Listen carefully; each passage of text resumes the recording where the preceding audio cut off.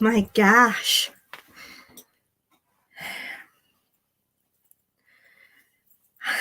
Oh my God, why is it always like this at the beginning of a live stream? Hello, can everybody hear me okay? Hello, everybody. What stress. I've just been chasing 3 cats around I'm up in the loft. Just chased like 3 cats around because they're not supposed to be up here, but they follow me everywhere. So how is everybody tonight? How is everybody? Hi, where are my planties? Hi, Candace.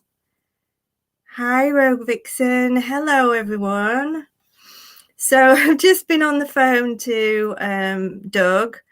I've tried to bring a couple of people trying to figure out how to work this wonderful new microphone, which is wonderful because it looks great, but there's no sound through it. So I'm like,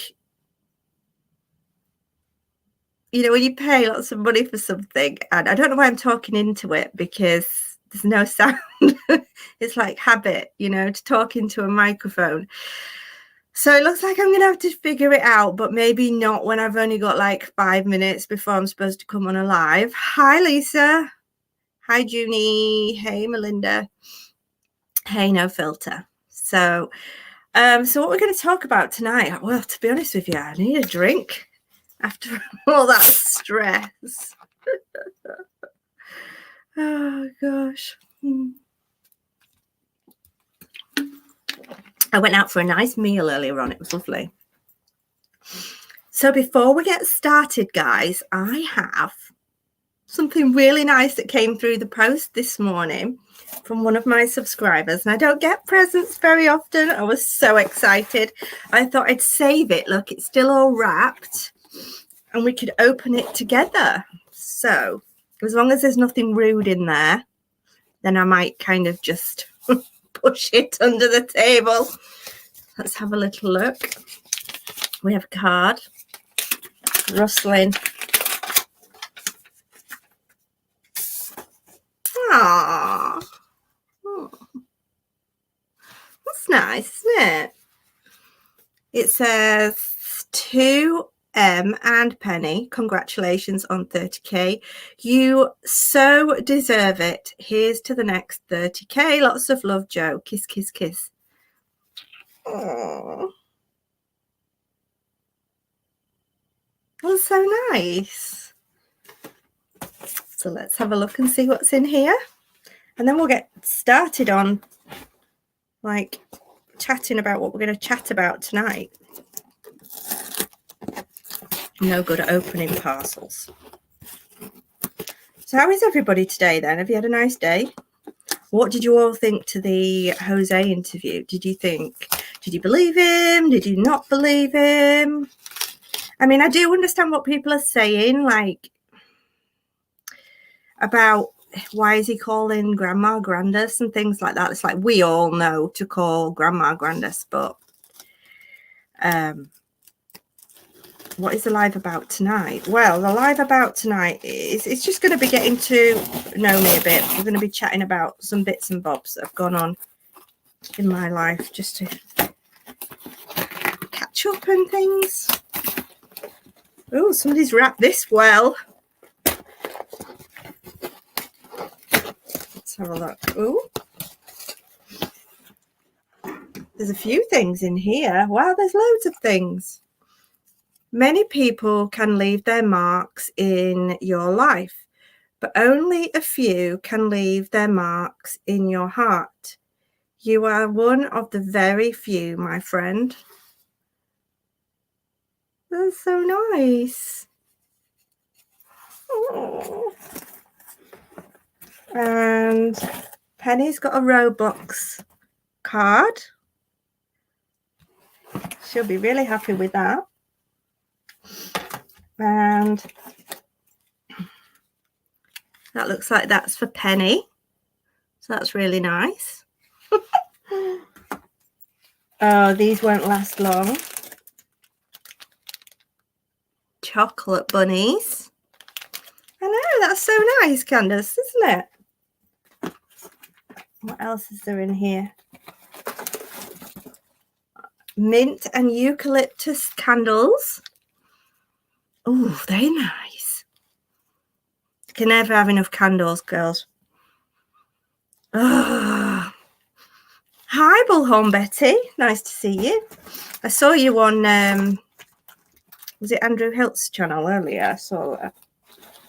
I saw your face when BK came up on panel. It's quite funny, actually. What's this? Lavender bath salts. I'm going to smell good anyway. Oh, it's like one of those parcels that never ends. Some more bath fizzes. I think they're for Penny. And then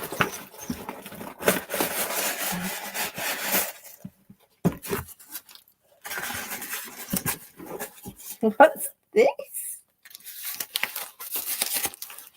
I get all giddy when I open presents. Yeah, I wasn't expecting that either, Betty. Oh, what's this? Oh my God. Is she serious?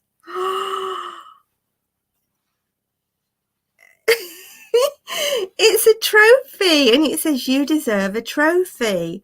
And then it's inscribed here. Can you see the inscribed? It says, Crime Stories Obsessed, 30k subs, and totally deserved, Emma Louise.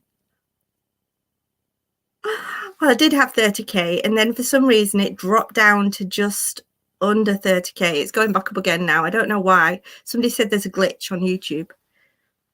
But look at that. Isn't that lovely? Oh, wow. Because, you know, you don't get an award, do you, from YouTube until you have reached, I think it's 100k. No, that's so sweet. Shall I put it up on my little shelf? Hope the shelf doesn't fall down. This is the new studio, guys. Can you see it? Oh, that's so nice. So, this lady, I think you might know her name, Prolific. You know, we got her the bed for Christmas. And she said she wanted to get me something. And I was like, you really don't have to, honestly. She said, I really want to. So that's so nice. You can see it up there on the shelf. I love it. Oh, I'm going to have to text her. She asked me if I got it earlier on. And I said, well, I've not opened it yet. I'm going to do it on live. I can't see her in here. Can you guys? So what we're going to talk about tonight? Well, God, after all that stress of not being able to figure out how to use a microphone, I think I need to suck on this for a little bit.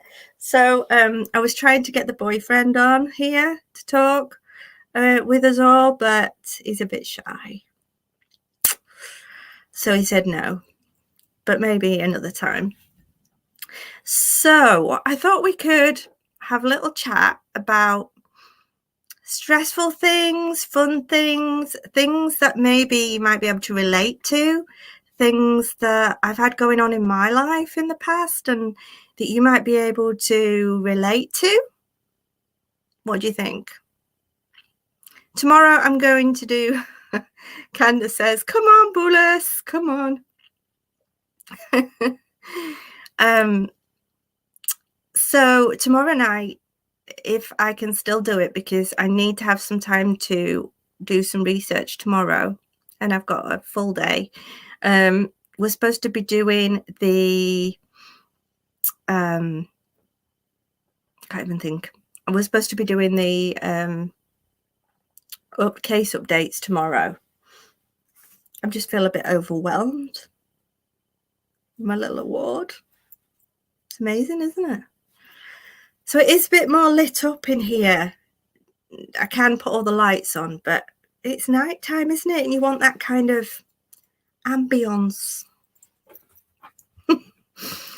So I don't know whether the boyfriend's listening. I hope he's not, really. You know, it's embarrassing. He'll appear in the comments section if he's here. So, oh, bless him. Doug was really helpful a minute ago. He was trying so hard to get my microphone set up for me, and he just couldn't figure it out. So I think we need a little bit more time to try and figure it out. He's funny. It made me laugh. I rang him and I've got the headphones on. I'm like, Doug, I need you to help me. And he didn't have a t-shirt on, and he kind of like grabbed hold of the phone and he's like, oh my God, you're not on live, are you? And I'm like, no. He's like, but you've got your headphones on. I'm like, no, don't worry. I'm not on live right now. He said, oh, all right. I thought you were on live. I said, I would have warned you if I was on live. It's funny. It just made me laugh. But bless him. He was trying so hard to try and get this thing working for me. But I think we're going to have to figure it out when I've got a bit more time. It was all lit up. All the lights were coming on and everything, but he just couldn't hear. So anyway, so where should we start? I've got so much that I could talk about, but it's like difficult where to start. So let me get my phone, because I did make a few notes earlier. Okay. So is everybody okay there? Yeah, check out Doug. Oh, no thanks.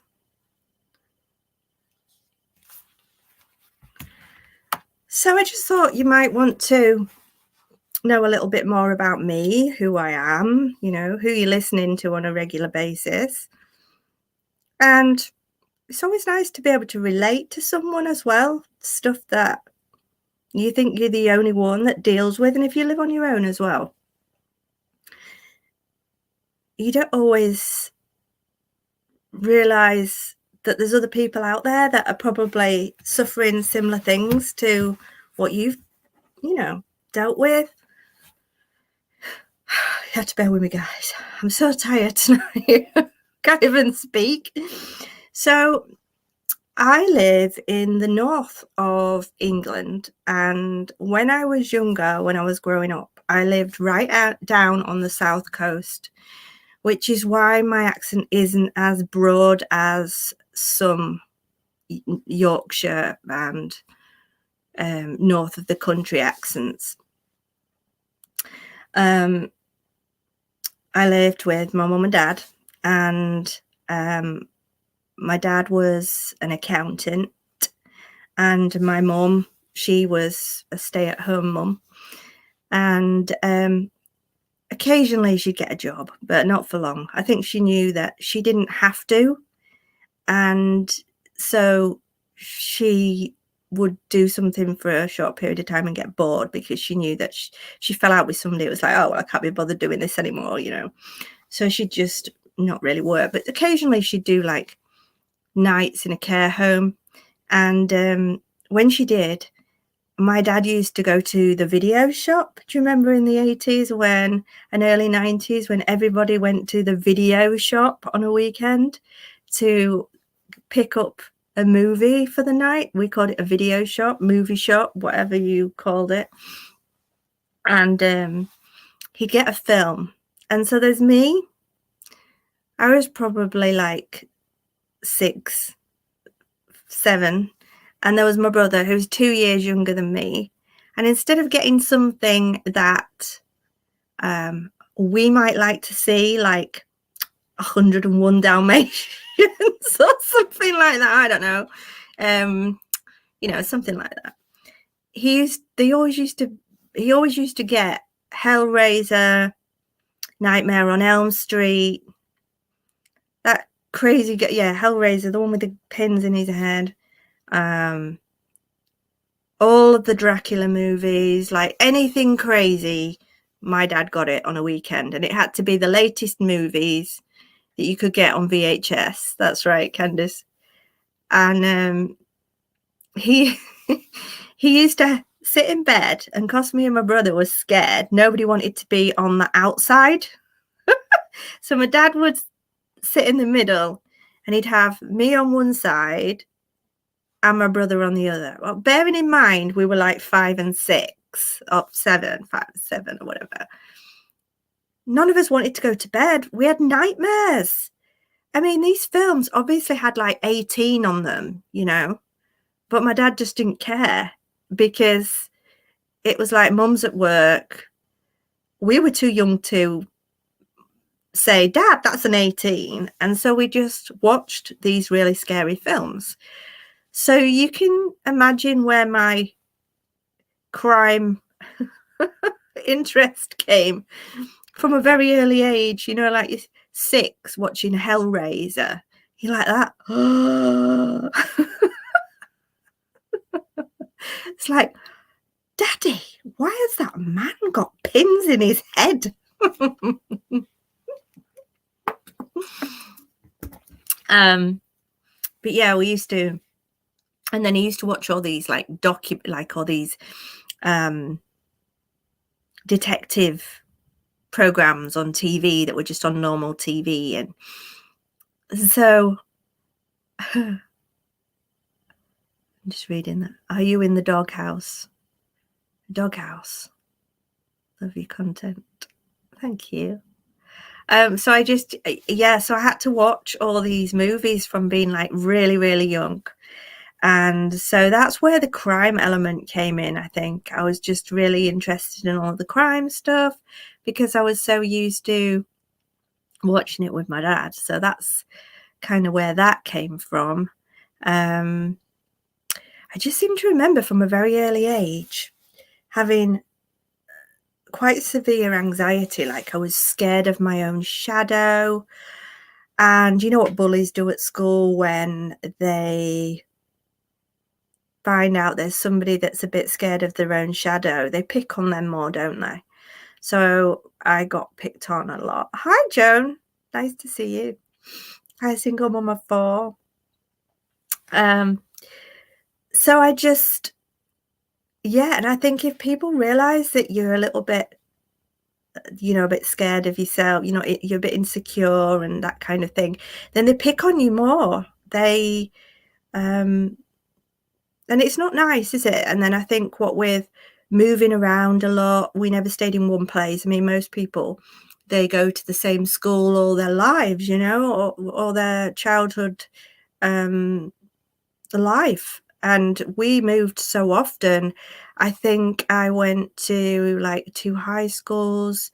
I mean, numerous, probably 5, 6, probably one every year when it came to primary schools. And so yeah, it was a lot, but it doesn't give you, so because of that, I don't think I did very well at school initially. You know, when you're moving so much from school to school, and just before you start fractions, like in maths, you move in and then you get to the new school and they've already done fractions and they're on something else. So you completely miss out a big chunk of something, which is so important. And then it's the same again. You move from one school to another school. They were already doing something that, you know, the other school, it was a nightmare. And by the time I went to high school, I was in the bottom sets for most things, and it took a lot of catching up. And funnily enough, my mum and dad didn't seem to care about the fact that that I wasn't doing so well, and they never ever seemed to put it together. And I didn't at the time, but it wasn't until I got older that thank you, JPL. That was the reason why I wasn't doing too good at school, because I just had been moved so much and that I'd missed so much. And looking back at it now, I can see the reason why I didn't do so good. And so I left high school, and we do a GCSE here. We don't do, what is it, GH? What do they call it over there? I can't remember the name of it, but we call it GCSE over here, and it's made up of all your subjects, a bit like you probably do over there. And didn't do too well, really. I got C's, D's, E's, and an F. Not brilliant. GED, that's it. And so I didn't fail. I passed certain ones, failed others. And so I realized, and when I left school, that I was going to have to work really hard and go to college. And so my mum and dad were like, you've had your opportunity to do well at school. We're not going to support you while you go to college. And I was like, please, I really want to. So I did a course at college to become a police officer. And while I was there, I resat my English, maths, and various other, I did law, and I did some other bits and bobs. And I passed, and I worked hard,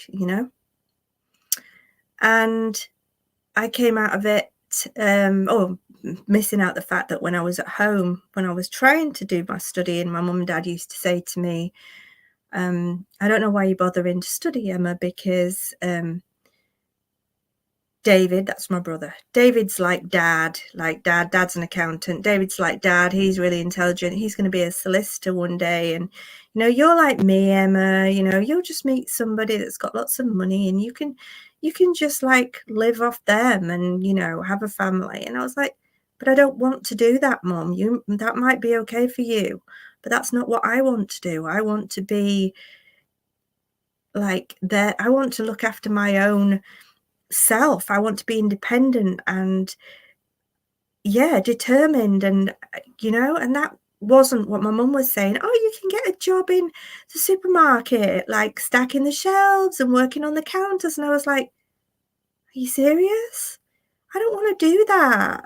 Like, I'm not saying there's anything wrong working in supermarkets. What I'm saying is, for what I saw myself doing when I was that age, still very young and still knowing that I was capable of doing something, but I just not had the opportunity to get anywhere. And then what with parents telling me that I wasn't probably going to do as well as I wanted to, I could have let that beat me down and say, okay, well, I didn't, and I went to college and I did this police training course. I then got a job as a dental nurse and had to work for 3 years to get my dental nurse qualification.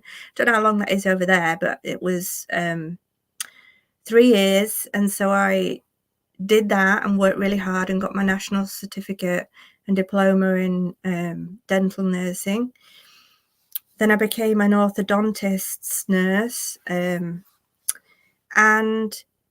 eventually the one thing that I'd wanted to do while I was at school was be a paramedic. That's all I ever wanted to do. But because I'd been told so many times that I wasn't intelligent enough, I just assumed that I was never ever going to be able to do that. And so one day I thought, right, I'm going to ring up, I'm going to ask them what qualifications you need, and whatever it is they say, I'm going to work hard and do it. So I rang up and they were like, right, you need 2 A levels, which is like a lot harder than GCSEs. And I was thinking, A levels, me, like, wow. And then I thought, right, Emma, stop that attitude. That's something that was drilled into you when you were young. Like, let's forget that now. Let's start fresh. Let's, do whatever it takes. So I went back to college and I said, right, I need to do 2 A levels. I need to do 2 A levels. I want to be a paramedic. What do you suggest? And they said, right, I recommend you do this. And I was like, right, okay, great. So I enrolled and passed it all. And I was shocked, like, wow. But that wasn't the end of it. Like, I had to, not only did I have to get in, but not when I got in after doing the 2 A levels, I then had to do a ambulance technician course. That was a lot. There was driving courses, advanced driving courses, driving a big 7-ton vehicle, because ambulances aren't just your normal size vehicles. And so there was all these different courses I had to do. And then every week it was something different, whether it was a multi-choice question and answer, a written exam, or, one of these where you went in and somebody like literally watched you doing something. Or they used to get cars from, car wrecks, and we would have to play with these car wrecks and get each other out of the cars safely whilst taking lead over a situation like an accident. And we'd have somebody stood there going, right, you've got a male and he's 50 years of age, and this is what's happened. He's been going down the road at 30 miles an hour, and this is blah, blah, blah. And you had to like manage a situation, and then you'd have somebody stood there with a clipboard, and oh my God. And I managed to pass it all. I don't know how. I have no idea. But still to this day, I still beat myself up about not being good enough. And I don't know if that's just from my parents or, I don't know. But anyway, and so I did all that. And then when I went on to be a paramedic, of course, I had to do the entrance exam to be the paramedic. I had to do the more tests, more written things, more multi-choice questions, more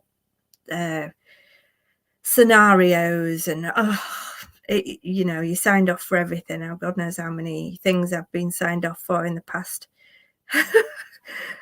20 years. But I never thought that though, Becky, and so,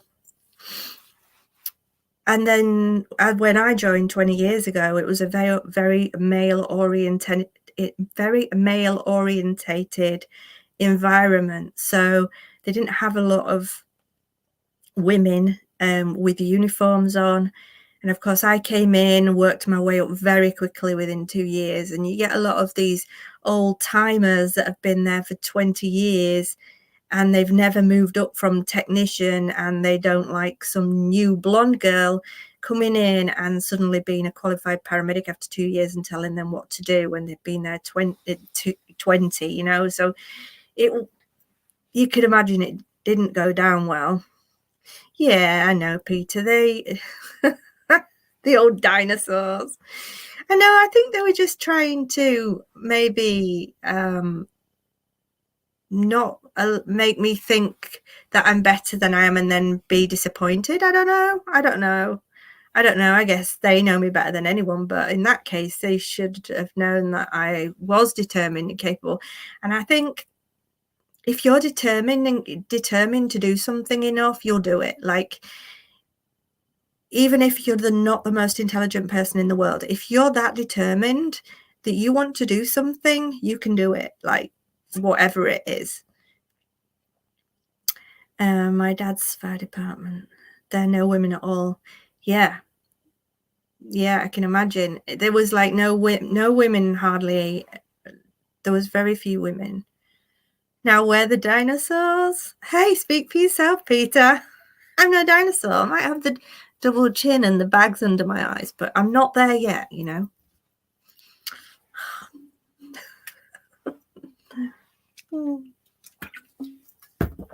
So, what else have I got on my list to talk to you about? All sorts.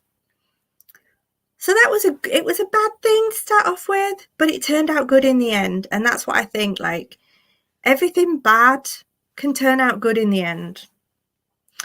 Have any of you struggled with like anxiety or depression or anything like that? Is that something that any of you have struggled with over the years? Raise your hands if you have. I don't think it's a bad thing. People talk about it these days. Oh, Peter, Your age is past my age. No, not really, not really. How old am I? I am 46 this year. Candace, you have it right. Yep. Yep. Junie, Yvonne, Mimi, yep. Michelle. Yeah, I think a lot of people have. And if we haven't, I'm sure we've all had a time in our life where we've not felt brilliant about ourselves for whatever reason. And I grew up being very scared of my own shadow, very timid. And I think, thinking about it now, I think just about everything that I started off with as a child, I've managed to overcome. So I was bullied a lot. Nobody fucking bullies me now. I can tell you that. I was a very nervous child, and I'm not anymore. I'm not a nervous person. I do get a little bit of anxiety every now and again if there's something, but I think it's more depression with me. Like sometimes I just can't get out of bed, and I don't think that's a bad thing. I think it's just something we all go through. Yeah, I'm sorry you guys have gone through it as well. It's not nice, but you can always reach out to me. Like, oh, be careful driving, loyal to a fault. But yeah, Joan, your parents had no way of possibly knowing that. Maybe they were just afraid of being disappointed. Yeah, but that's still not a good thing to say. No, I would never say that to Penny, but I know what you mean. I think that's maybe what, yeah, I think that's what they were probably trying to do. Yeah, everybody has their own different ways of teaching the kids, and who's right and who's wrong. And I think if we all did it the same way, can you imagine we wouldn't all be the same, would we? Because we're all born different. We all have different personalities. I can't say I'm not, some people say, I wish I was never this, or I wish I was never that. I wouldn't want to ever say that I wish I'd never had anxiety or been bullied at school, because it all makes you stronger. Like if I hadn't have been that person that was bullied at school, I probably wouldn't have had the determination or strength of character to do some of the things I've done. And if it wasn't for my parents saying, like, you're not going to do very well, then maybe I wouldn't have tried as hard to do what I'm doing now. So I think there's something to be said for the certain things that are said to us in our lives. Thanks, Candace. I think the main time, though, that I've really felt depressed was, like, I met Penny's dad, Jamie, and we were settled down, and we were, supposedly going to be together forever. Like, that's what I thought. You meet someone, you're happy, and everything's great. And after, I think, 18 months, 2 years, no, it was about 2 years, just after 2 years, we got pregnant with Penny, which was all planned, and everything. And everything was going great. Not long after Penny was born, when I had Penny, that was a bit of a bad time. Pregnancy was fine, but when I actually went to give birth to her, I struggled to give birth to her because I'm only small. Like, I'm only small now, but I was like 2 sizes smaller before I had Penny. And Candace, who? Carol? I'm a stage 4. Oh, bless you. Oh. And yeah, and I just lost loads of blood, ended up in theatre, spent a couple of weeks in hospital. And it was a near death experience. So it's the nearest to death I've ever been. Like, when you lose a lot of blood, you go into hypovolemic shock, and there's like 4 stages to that shock before you die, basically. And I was at stage 3, and I just knew that my body was shutting down. I was shivering, I was shaking, I was trying to speak, but I couldn't speak. It was just all very horrible. And because of that, that's where the traumatic experience came from for the fibromyalgia, because they always say, don't they, that it's a traumatic experience that caused it. So that's where that came from. He asked me to marry him not long after Penny was born, and we were all set to get married. Like, everything was booked and everything. And he just had this way of going out, like, every night. Well, not every night, every other night, every night sometimes, drinking with his friends, or just going round to their houses and just sitting there with them and doing whatever boys do. And I was just sat on my own, like, you know, with a child. I'm just reading what Carol put. Did you get my email, Carol? Sent you an email. And it was just horrible, because I felt like I was bringing this child up on my own. He'd come in really, really drunk. One night I had to stop him from trying to. He came upstairs, staggering around, went into her bedroom and nearly peed on her. I had to grab him and take him into the bathroom, because I heard him coming up the stairs. I was like, what is he doing? It was just ridiculous, like, just grabbing him and trying to drag him around the house to make sure he went to the toilet and everything. Like, it was 40. Was he? How old was he? 39 or something? 38? It was just ridiculous. Like, a man of that age, you've settled down. You know, it's not like you've settled down at 23. You're like nearly 40. You've had your chance to just be ridiculous and do the things with the lads. You've now got a family. You're supposed to be getting married. Like, grow the fuck up.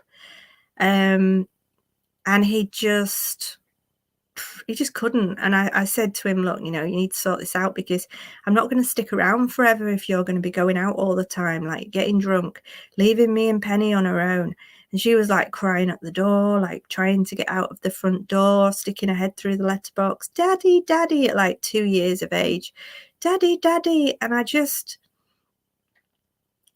didn't want that for her. And of course, then I'm left the one that was trying to console her. Daddy will be back soon. Daddy will be back soon. And it was just, yeah, I just didn't want that. And I gave him, I wasn't one for nagging, so I probably mentioned it to him once every couple of years. And then by the time it was just too late, then, you know, I just, yeah, 18. Well, he was like nearly 40 and he's still not sorted his life out. He was fine when he was with me, but because I was doing all these ridiculous shifts, like starting at 4 in the afternoon and finishing at 2 in the morning, or starting at 8 o'clock at night and finishing at 6 in the morning, he was going out with his friends on all those nights. So I didn't miss him. And I didn't see it because I was working. So, of course, then when we had Penny, the nights that I was working, he had to stay in with Penny. So the only time he could go and do any of that stuff was when I was off. So I just said to him, look, this isn't working. I'm not going to do it anymore. It's okay. It's okay. I'll stop going out. And in the end, I just said, no, it's too late now. It's too late. Like, and I cancelled the wedding. I cancelled my dress. I cancelled everything. And I just said, look, I'm sorry, but I've given you enough opportunities in the past to sort it out, and you can't, so I'm done. Like, that's it. That's me done. And I won't be back. And I left. But in doing so, lost everything I owned. Because all my money was caught up in the house. And I tried to get him to sell it, but he wouldn't. So I got it valued, and it was undervalued by £35,000. So I lost everything I owned. It was a smart decision physically and mentally, but financially it wasn't. But I couldn't have sat around for another 5 years and put up with it until the house price went back up again. You know? So just have a read of some of your comments while I'm having a smoke break. Yeah, so I walked out of there with literally the money that I'd earned that month, and I'd put all my savings and everything into that house. And if he's still living there, what a joke. He's still living in that house.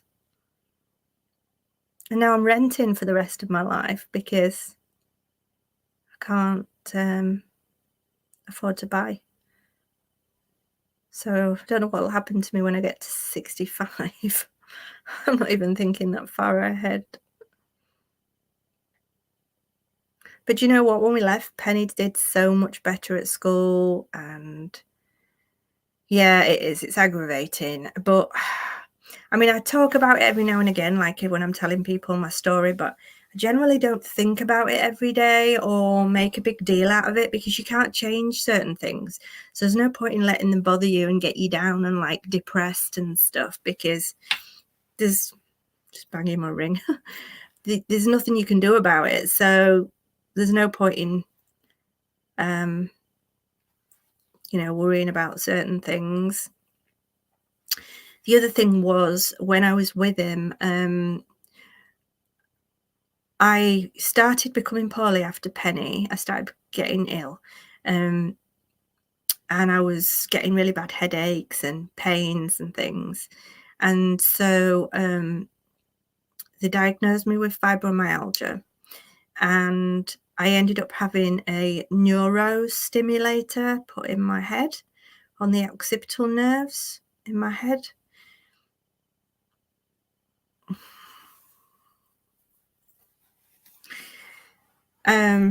So I had to have my head shaved.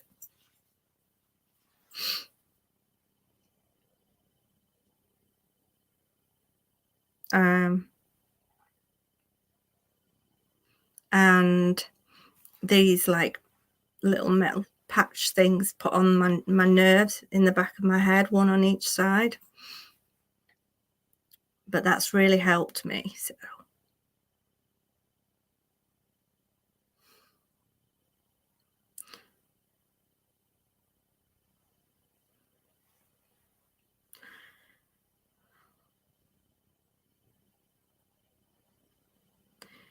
and when I was ill after that,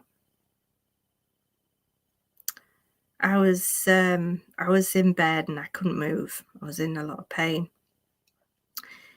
And Penny, I'd said to Penny, well, I'd said to Jamie, can you bring me some food upstairs? Like, I was in bed, couldn't move. And my mum would come around during the week, but Jamie was there on a weekend, and he refused to bring me any food. So I'd said to Penny, who was only 6 at the time, like, can you fill up my cup next to the bed? And she'd like fill up my water for me, bless her. She thought she was doing a great job. I was like, thank you, Penny. So I'd say to her, can you go downstairs and get me like a bread roll or something? So if I can just survive until Monday when Mum comes again, I'll be okay. And as she was coming back up the stairs, he swiped it out of her hand and he said, I've told you not to take anything upstairs without asking me first. And I could smell him cooking and everything downstairs, and he wouldn't bring me any food. How can you do that? I would never be able to do that to anybody, like, ever. I mean, I'm the type of person I'd be like, right, you haven't had your tablets for 4 hours, so you do this one now and then that one soon. Let me just refresh your water. Sit up now. I've made you some soup. Like, I mean, maybe that's just the mummy. Everybody, women have that kind of mummying instinct. But it was just, yeah. I mean, Penny will even tell you that. She'll often say to me, Mummy, do you remember when we lived at the other house? And Daddy asked me to take some food upstairs, and I got you one of those toasted tea cakes, and Daddy pushed it out of my hand. She even remembers, and she'll even say it, and I say, oh yeah, Penny, I know. Seriously, there's no hope for some people. He's got a new girlfriend, and seem all loved up, and I'm happy for him. Like, if it's going to make him happy, he's never had been with anyone since, like, in him, so I'm happy if he's happy, but I often think, like, how long will it take her to see, because at the minute it's all like she's got a little kiddie, so they're coming round and they see each other like nearly every night now. She's not moved in, but practically. And he's cooking for her and the little girl, and he's bouncing the kiddie on his shoulders, and it's like all very, I just think to myself, how long will it be before she realizes that he's out drinking every night? Because he's not going to be able to last forever, like, unless he's grown up massively in the last 6 years, which I know he hasn't, because when he hasn't got Penny and he didn't have a girlfriend, he was out every night, and that wasn't that long ago. So it won't last long, because she's not going to want to put up with that. She's got a kiddie. If he was meeting somebody like early 20s and they were both going out every weekend with the friends and everything, maybe it might last longer. But yeah, that's right, Candace. As soon as the honeymoon period's over, she'll be done. Like, she's not going to want to put up with that. But anyway, I'm just pleased that I don't have to put up with that anymore. Bulas, the boyfriend's in the chat. Bulas. Aww. Are you tuning in to see what we're talking about? Boyfriend's here. So yeah, so I'm just pleased I don't have to put up with any of that silliness anymore. And since that, I have met Bulas. So I'll tell you how I met him. Hello, he says. So Bulas is a similar age to me. He's basically the same age as me. And we met on a dating site, which I'm not massively into these dating sites. I'd literally started this dating site. I'd had the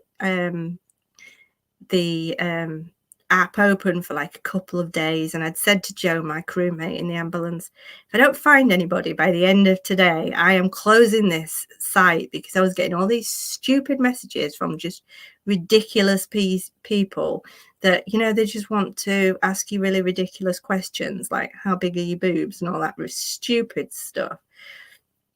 And I said, if I don't meet anyone by tonight that actually has anything about them, then I'm done. And then within about 20 minutes of me saying that, Bulas messaged me, and I thought, ooh, he's nice. And so we had a little bit of small talk, and then we chatted for a couple of weeks before we met. I'm going a bit flustered now. He's come on. And he is from Egypt, from Cairo, and he's just dark, handsome, gorgeous.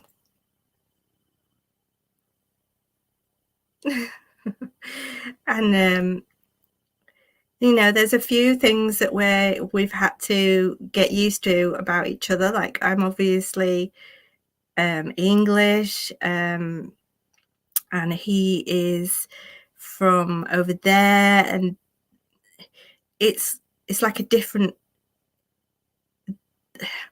how do I explain it? The cultural differences, and the way he's been brought up, it's like 1940s Britain, if you know what I mean.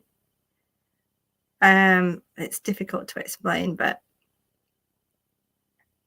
I love you too. And yeah, so we're just getting used to the cultural differences. I mean, he's probably taken the culture over here a lot easier than I have with his, but he's just so very loyal. Yeah, he's a hot doctor as well, which is nice, because we both work at the same hospital. So he comes down with his little scrub hat on and his scrubs on. He comes downstairs to see me in the car park, in the emergency department car park while I've got my ambulance, to bring me my dinner. Yeah, the culture is completely different. And I'm trying to get used to his culture. Well, I've been getting used to it slowly. I think I've been doing quite well, to be honest, with it all.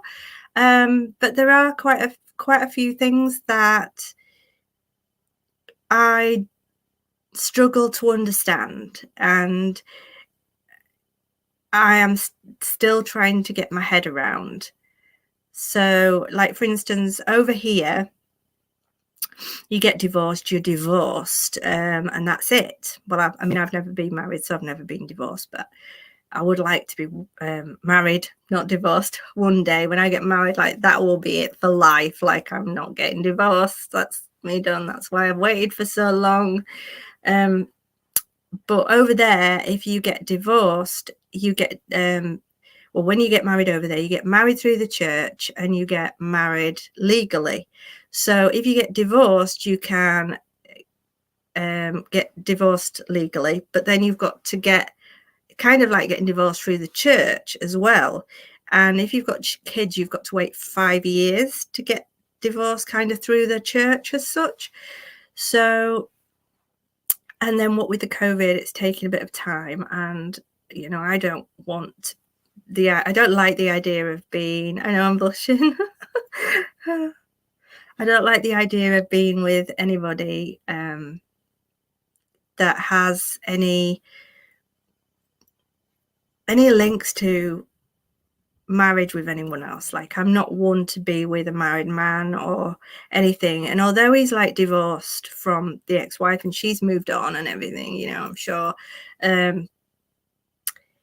through the church, that's not the case yet. And I just don't like the idea, and I'd rather he wasn't. Yeah, he's a general surgeon, so he does what do you do? Bullous, bowels, gallbladders, all that kind of stuff. So, you know, maybe one day I'll be his one and only. Maybe he'll ask me to marry him one day. Maybe he'll want to live with me one day. Maybe I'm expecting too much. Maybe not. Maybe I've got more chance of winning the lottery.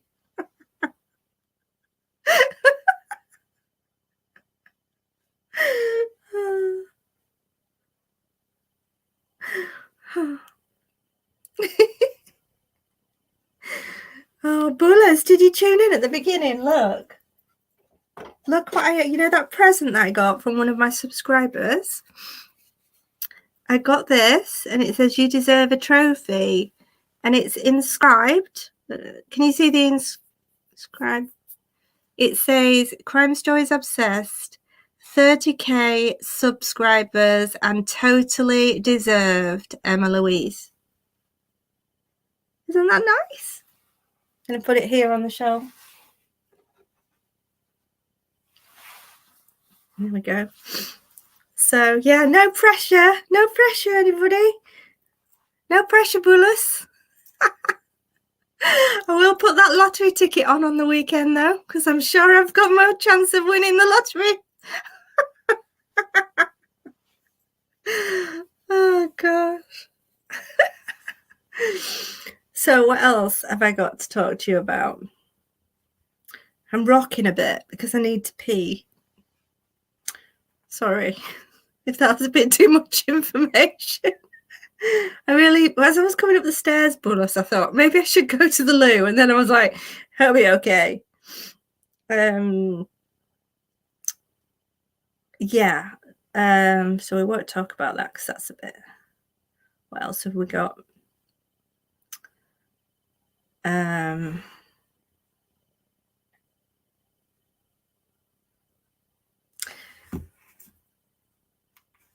So it's.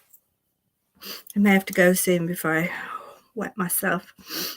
Getting older, it's not good fun. So yeah, Penny's like 13. Well, she's 14 this year, August. And it's a scary time. Like when they're little, you know exactly where they are at all times. And the older they get, like the grip loosens, doesn't it? Too much wine, I know. Bullis took me out for dinner and it was really nice. We had some wine and we stared into each other's eyes. But it was a bit too much wine because I'm drunk, aren't I, after like 2 glasses. But yeah, when they start getting a bit older, it's like the grip is loosened around their neck, and you just don't know where they are at all times, and it's scary. You know, I mean, only what I was telling you recently about that guy that was tried to get her in his car, and it's just so scary. The kids are not safe anymore. I mean, we all know that from some of the crimes that we cover. Oh, Lisa, have you reading these comments, Bullis? Lisa says, he'd be very lucky to have you, exclamation mark, exclamation mark. And I'm doing this thing where I'm still talking into this microphone that doesn't work. Oh my God. But yeah, yeah, it's a scary time. And especially with a girl, like a boy. I don't know. Is that scary? I don't think it is. I think it's more scary having a girl. Well, I mean, not that I've ever had a boy, but I can imagine, like, girls can get pregnant. Oh my God. I'm really not looking forward to any of that stuff. No laughing, you're going to pee. I know, Maria. Got my legs crossed and I'm rocking backwards and forwards. Oh gosh. So I am going to actually have to go in a minute before I do. So is there anything you want to ask me before I go? It's just a short one tonight. It'll be if I can still make it on tomorrow, it'll be a bit better tomorrow because we're doing case updates. Oh, but bless you, sweet.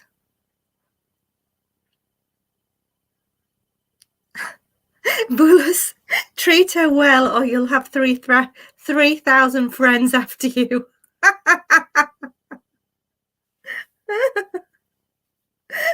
Well, there's 30,000 now. Bullis, there's 30,000 that will be after you, so you'd have to go into hiding.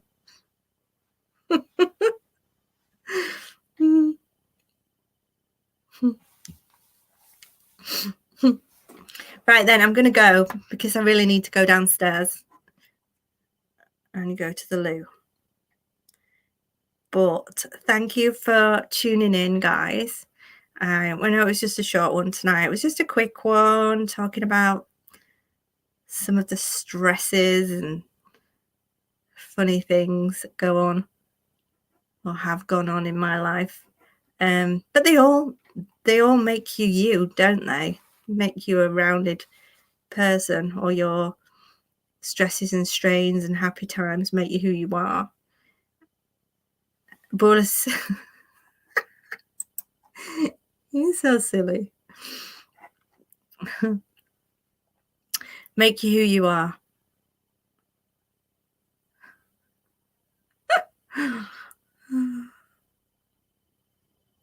But yeah, I do. Maria, if I don't go now, I'm not going to make it down the step ladders down from the loft.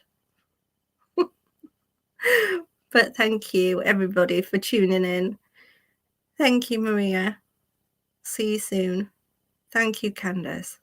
Thank you to all the mods in the chat. Not that we've needed any tonight, because everybody's so lovely. Loyal to a fault. Maria, thank you for tuning in, Bulas. Lisa, Yvonne, Cheque, Junie, Becky. Oh, I do love you guys. You're so nice. Oh, and Peter, of course.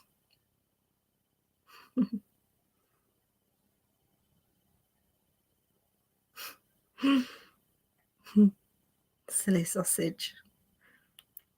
Right then, guys, you take care, and I'll try and see you tomorrow. See if I can figure out how to work this microphone that I've been talking into all night that doesn't work. Okay, see you soon. Bye.